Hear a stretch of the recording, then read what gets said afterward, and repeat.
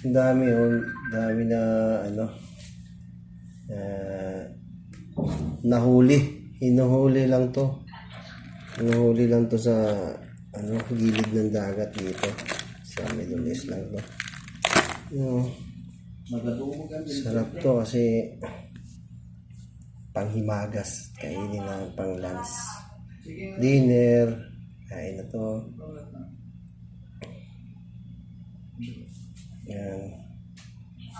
Sarap to.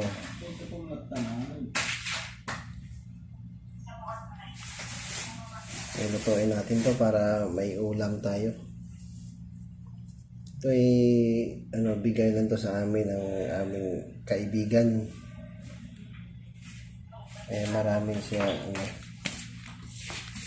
Marami siyang nahuhuli din sa dagat. Yan. Sarap to eh. Yan. Pero matataba talaga to.